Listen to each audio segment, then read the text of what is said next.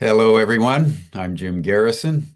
I am very happy to welcome you to this session of Humanity Rising as we begin our home stretch in preparation of the State of the World Forum that will take place at the Omni Hotel in Washington, D.C., December 14th through 18th. You can get more information on our website, which is stateoftheworld.forum. You're welcome to register for the event and also to book your rooms at the Omnishoram Hotel. We are very excited that this event is happening. And I want to spend this session updating all of you on how extraordinary this event is going to be. In all my days and years of working for social justice, working for human rights ever since the Vietnam War back in the 60s when I refused the draft and refused any cooperation with the U.S. Army. I've dedicated my life to a better world because in the end, everything that we do is measured by eternity. And the only thing that counts at that level of judgment is what we've done that is good and true and beautiful. And the experience for me of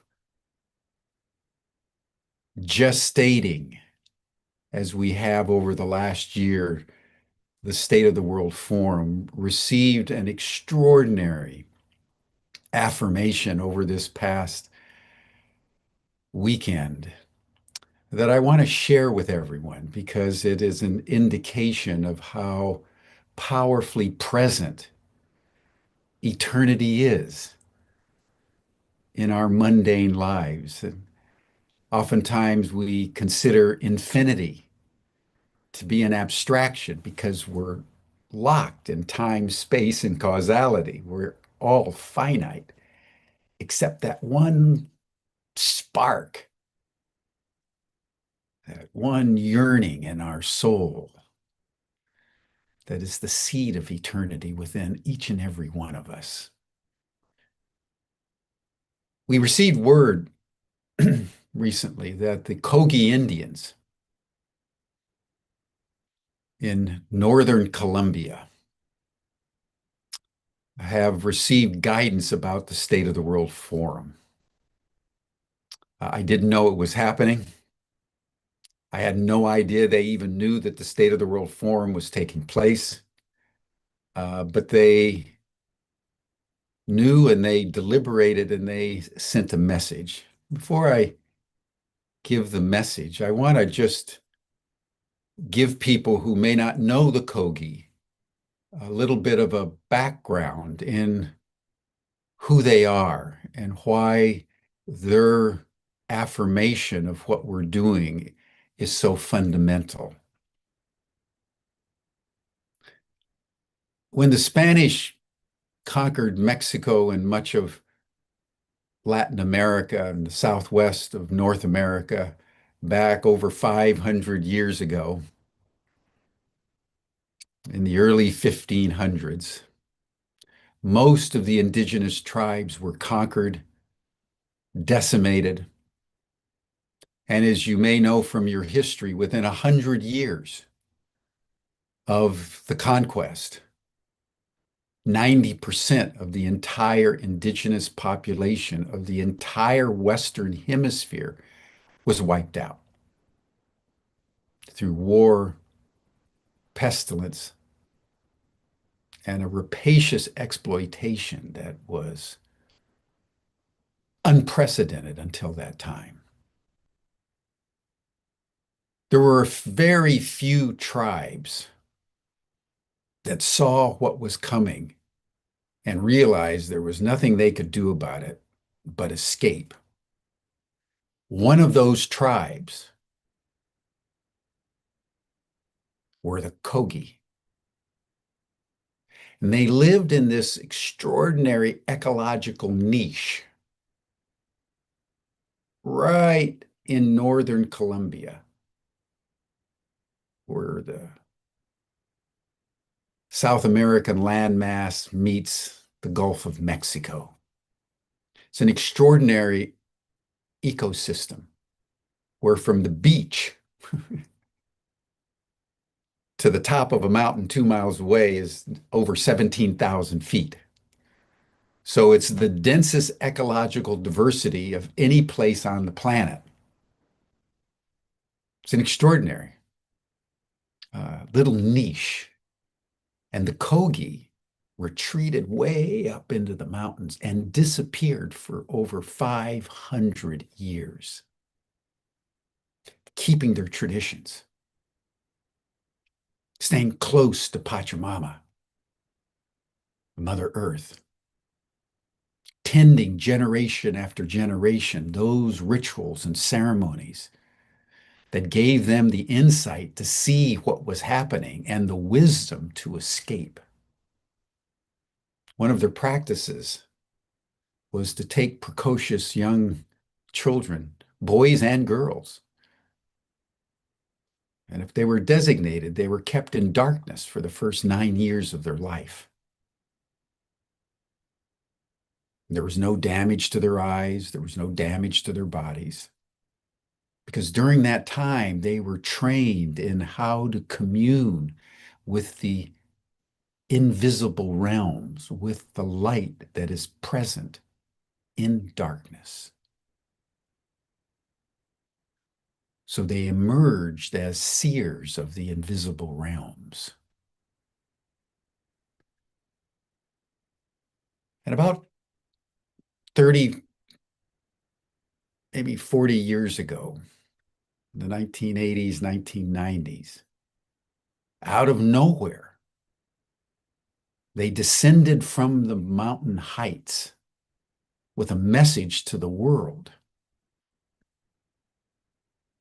that we were endangering civilization itself because of our rapacious exploitation of Mother Earth.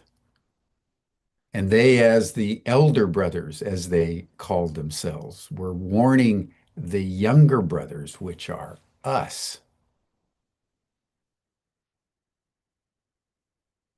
to transform our ways.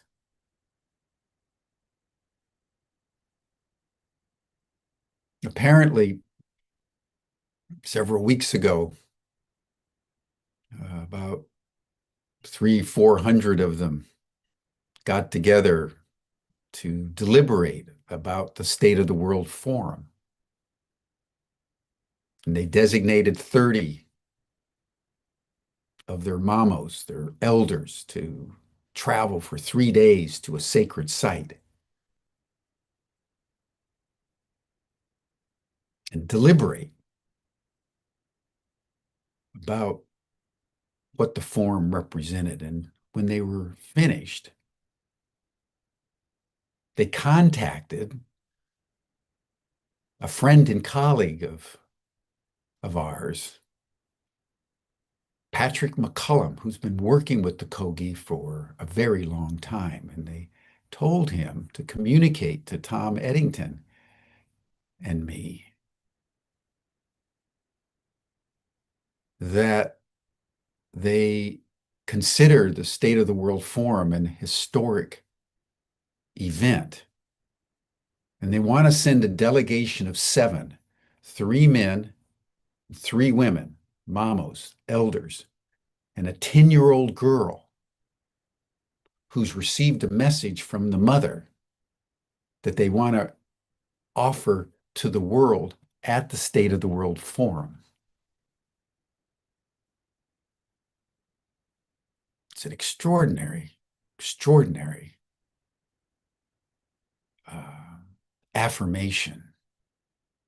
And we're in the process right now of getting visas and making it all happen as best that we can to ensure that this takes place.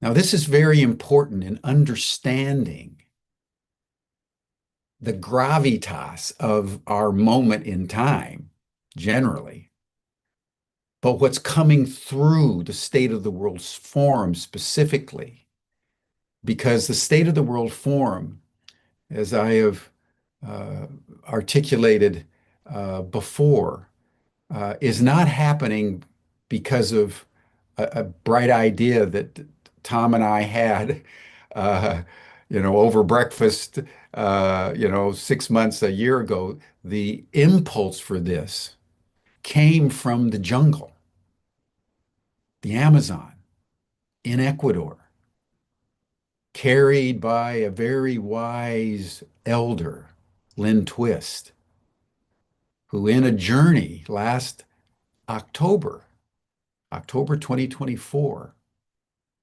as she was guided by the plant medicine, an entity appeared to her in that experience and said, call Jim Garrison and tell him that it's time to recreate the State of the World Forum. And when Lynn and her husband Bill talked to me last October and gave me this message, I knew instantly in every cell in my body that this was truth from eternity. And in that instant, my life changed.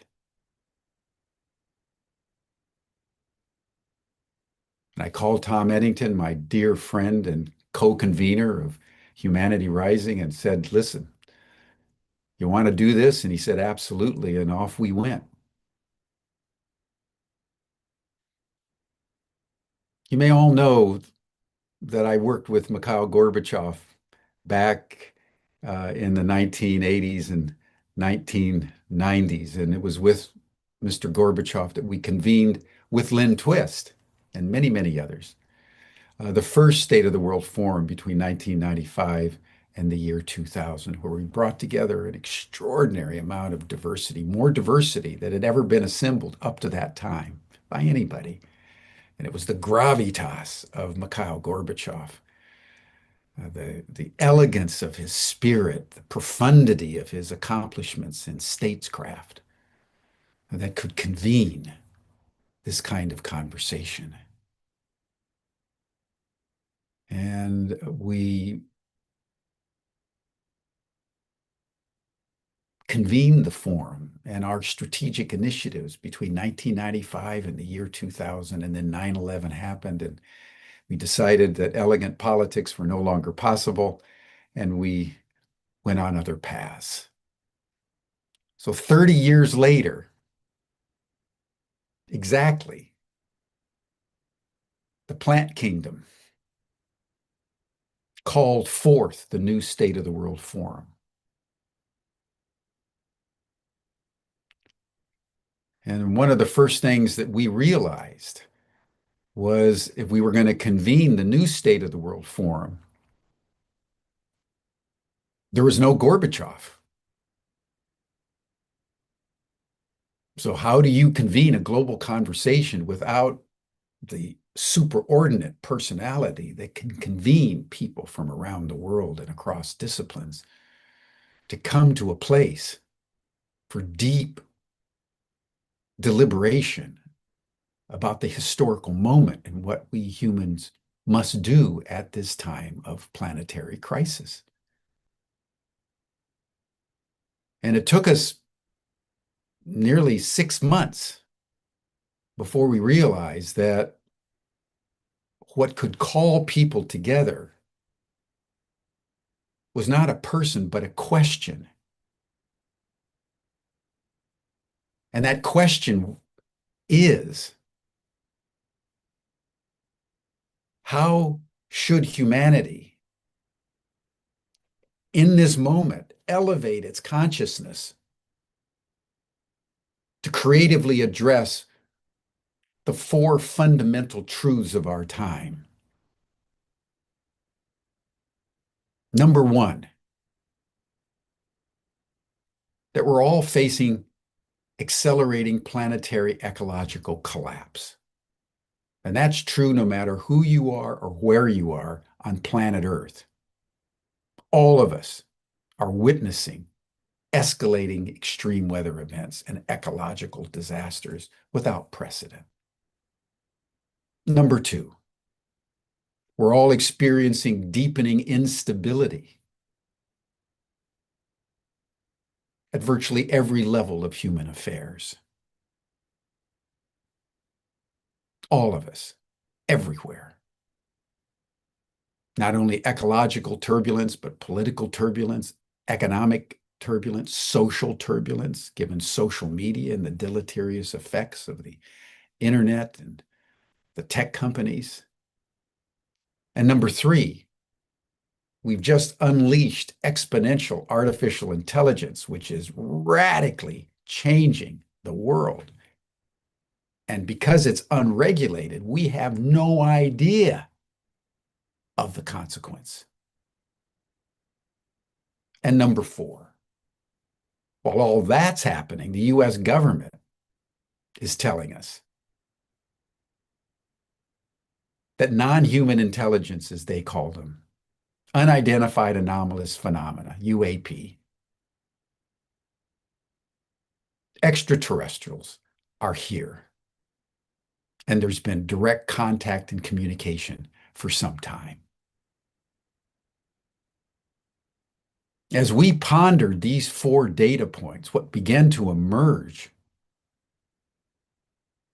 to our complete surprise, was four intelligences.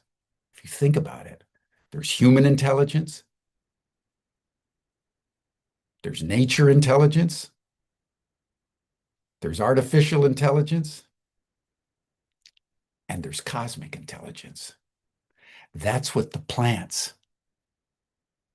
want humanity to know. That right at the moment when we humans are about ready to self-destruct, an ecological and geostrategic catastrophe, the plants are beginning to speak to us. Nature is beginning to speak to us. And the ETs are here. And they're here to help us. They're here to warn us. Because we've reached a point where we have to realize not only are we not alone, but we can't make it alone. And the single greatest elevation of consciousness in our time is that there are four intelligences and one future. And so the State of the World Forum, beginning in December of 2025 through 2030, is going to be catalyzing as much global awareness as we possibly can around these four fundamental truths, these four intelligences, and how humanity at this moment can begin a conscious process of co-creating the future with intelligences not our own, and in many ways more advanced than we are.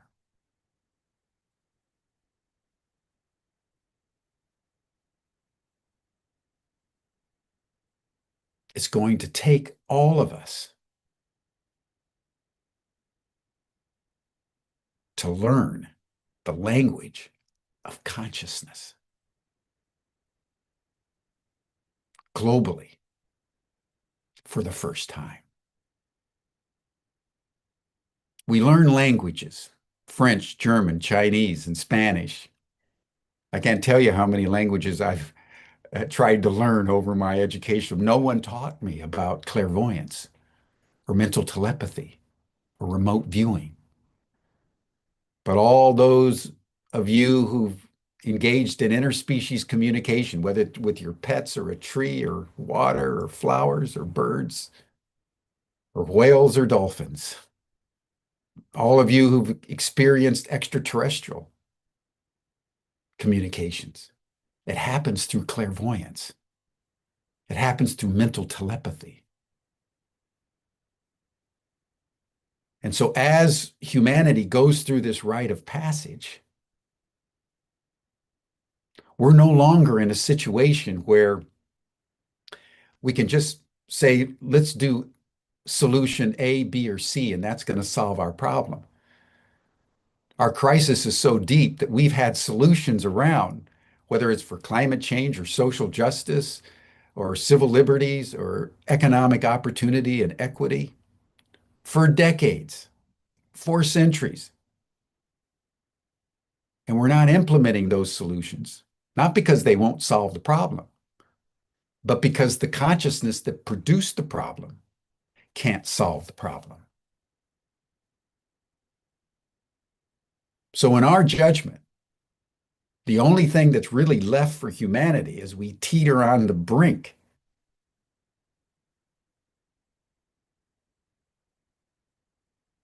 is to embrace a new paradigm, a new framework, a new way of understanding human identity and humanity's relationship, not only with each other, but with the larger ecosystem. And this is the great Copernican revolution of our time. We're in an immense transition. We're in an unprecedented rite of passage.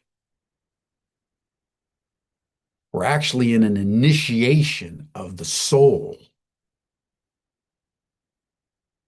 where everything that we think we know has to be reformulated within the context of these new intelligences. So humanity, for the first time ever, can come to an existential awareness that we are not, in fact, the alpha species on Earth, although we think we are. And because we think we are, we're doing unprecedented damage to our Earth because we think we own it. We think we can dominate nature. And the Copernican revolution, like with Copernicus 500 years ago, it's interesting. The Spanish conquest and the Copernican revolution happened about the same time.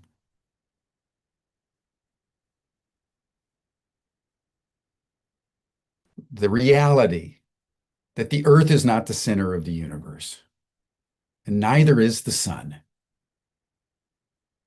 We're an insignificant little speck in a far-off galaxy out on the fringes of the Milky Way, one of billions and billions of galaxies. They can't even count how many galaxies.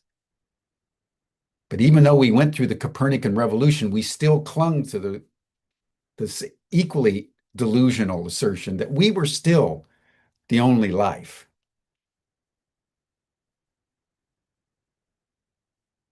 We were the apex. And now look what we've done with that realization. And so what the State of the World Forum is dedicated to is this second Copernican revolution. By embracing these other intelligence, humanity for the first time will come to the realization that it is not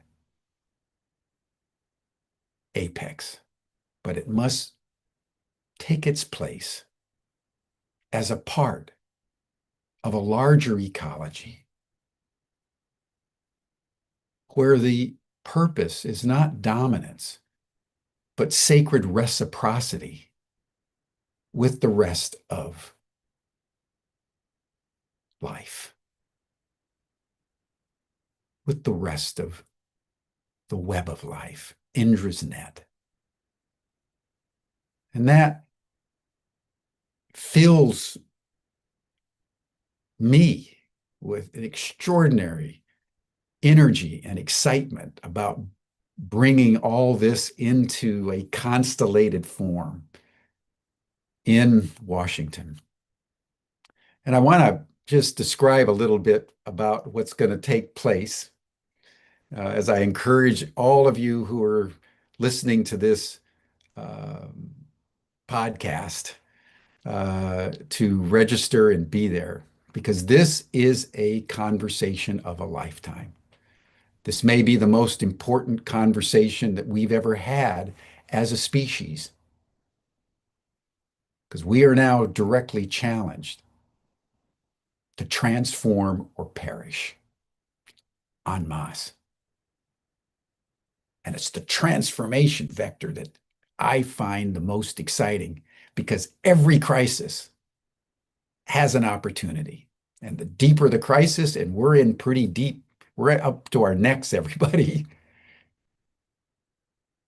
That's the magnitude of the opportunity for transformation. And that's why solutions aren't relevant anymore. It's a new paradigm, a complete transformation of human soul, human identity, human ethos, and human purpose. So when you get to the forum, first of all, it's at the Omni Shoreham Hotel. It's on 11 acres. It's in North Washington, D.C., surrounded by woods. So even though you're in an urban area, you're basically in a wooded park. And so there's lots of space outside. It'll be December, it'll be cold, but it won't be too cold. And it'll be very, very comfortable. And the Kogi hopefully will be there, and we're inviting probably 40 to 50 other indigenous elders, mostly women actually, from around the world,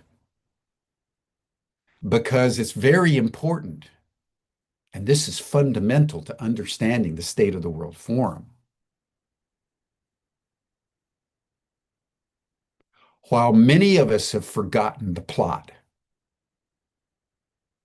the indigenous people never did.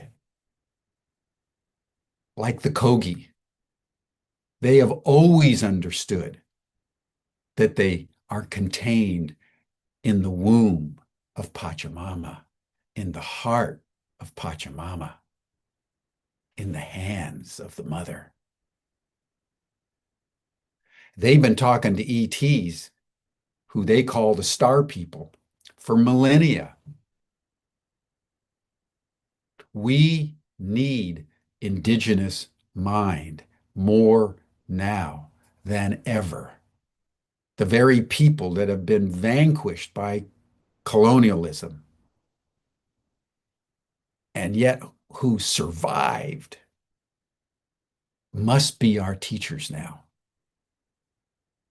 So there'll be many indigenous elders and young people and participants from around the world that'll be serving as a container for the forum.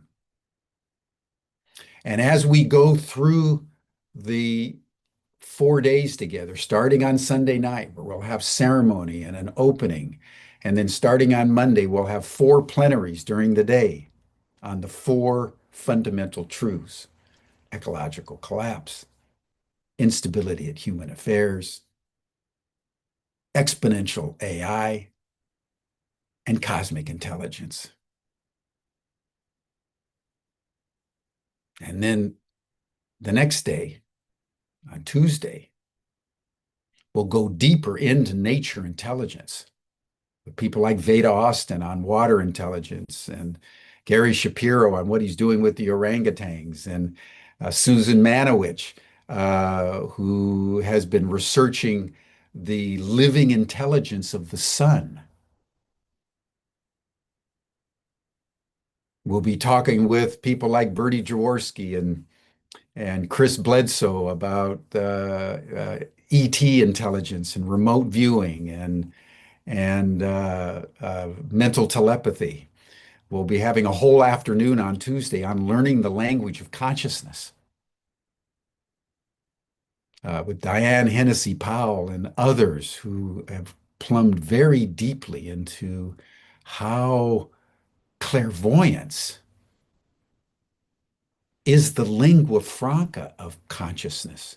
And through clairvoyance, you can communicate with any life form in the whole universe. What an extraordinary thought. And then on Wednesday, we're going to step back, and Tom actually is going to be leading a whole morning session on healing and apology and forgiveness and reconciliation. How do we, in this moment, fall to our knees for what we've done? And how can we transform the trauma all of us carry, especially the indigenous, actually, given what they've been through? How do we transform that into a healing arc of forgiveness? And then starting on Wednesday afternoon, we're going to be going from all these conversations into the strategic initiatives that are beginning to take shape as we're bringing people together. An initiative around the ethics that should guide humanity as it deepens its penetration in space. We started exploring space. Now we're exploiting space and weaponizing space. We're taking the very same doctrine of discovery that legitimated what the conquistadors did to the New World, and we're taking it to the moon and Mars. Occupy Mars, says Elon Musk. Is that what we want? I don't think so. So we're starting a whole strategic initiative on the ethics of space. We're also working with the Kingdom of Bhutan. They came up with the happiness index, National Happiness Index. And now they're working with a brilliant man named Alex Kahana to tokenize happiness, to tokenize goodness, so that you do good, you get credit. And we not only want to help support that in Bhutan, but we want to bring people from around the world that can start the tokenization of happiness in their local areas around different parts of the world. We also have a strategic initiative on with the major world religions. All the major religions, Judaism, Christianity, Islam, Hinduism, Buddhism, Taoism, all the indigenous, all of them have primordial stories about contact with ETs. They need to remember those now and offer themselves as curators in this historical moment when humanity is being ushered in to a cosmic moment, a multi-intelligence revolution. How do the religions understand that, and how can they assist in this process? There are many other initiatives that are beginning to percolate up, because at the heart of the forum is not just conversation. That's important. But we want to take conversations that matter and transform them into actions that really make a difference in the real world, in people's lives. That's what we're here for. And that's what we're seeking to initiate. And for you to be there and support this process, to participate in this process. because this is going to be a unique event. Normally, you go to conferences and you have plenaries on different subjects, and then you have breakout sessions, and everybody's going all every which way. This is going to be a single conversation, one conversation, where everybody's going to be together the whole time, from Sunday afternoon till Thursday morning when we close. And during the meals, we will process what we're going through. And in the evening, Chris Bledsoe, who's, as you know, the ET experiencer par excellence, is going to be there with his whole family. And we'll be going outside, and Chris is going to be bringing down the orbs. I've been with him multiple times, and this man has a particular facility that resonates, just resonates with the non-human intelligence out there, and they appear in the sky as orbs. Imagine being part of that. And then different elders will be telling stories at night. If we can get fire permits, we're going to have fire pits, and we're going to have stories around the fire. And we're going to listen to the depths of the indigenous memory, the story. I'd love to hear the story of the Sioux Nation from Averell Looking Horse, who's going to be there. He's the premier chief of the Sioux Nations. To hear his story of the Sioux, to hear the story of the Aboriginal peoples in Australia and New Zealand, how they've navigated through everything that they've been subjected to. How can we learn from them? How can we fall to our knees before them and open our hearts to a new way?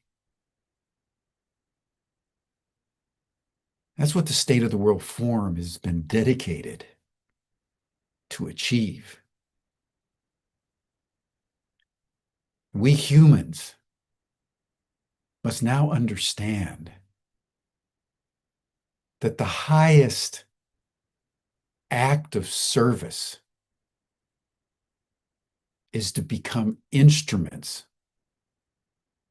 of divine will.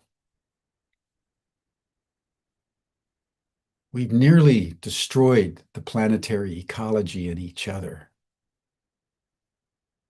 because we think our will is the determining will.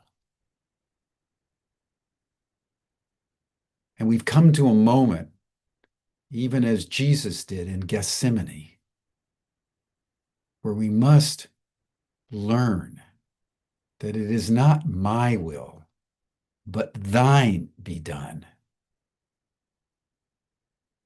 Because I don't even know what I don't know. I had no idea that Lynn Twist was even in Ecuador. I had no idea that the Kogi knew anything about what was going on. And yet, there's some intelligence at the invisible levels of reality that are emerging in this moment. And the spirit that guides the affairs of all sentient life, including humankind, is quickening.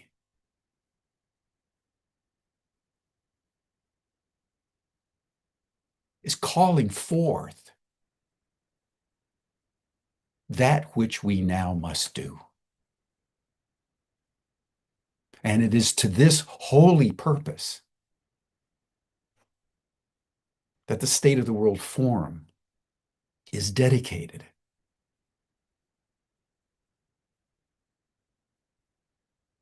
It's a multi-intelligence revolution.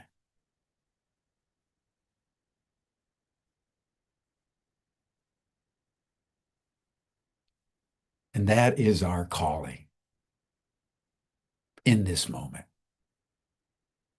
And it is in this spirit that we are making our final preparations in the last 90 days and want to extend an invitation to all of you to be part of this.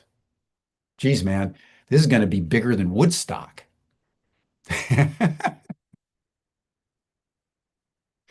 You want to be there. Trust me, you want to be there. So thank you, everyone, for joining us today. It is always such a pleasure to be with you all, to enable humanity to rise in this moment. And between now and the forum, every week, we're going to be talking about the forum. We'll be inviting various speakers around these four different intelligences to participate. It's going to be a wonderful lead up to an extraordinary event. It'll also be online. Many of you won't be able to come because you're in different parts of the world. We understand that. So it'll be in person. It'll also be online. You can participate in any way. And we look forward to seeing you. So thank you, everyone. That'll bring us to a close for today. I will join the after chat to answer any questions that you might have. And then we'll see you here, same time, same station, next week. Thanks, everyone. Bye for now.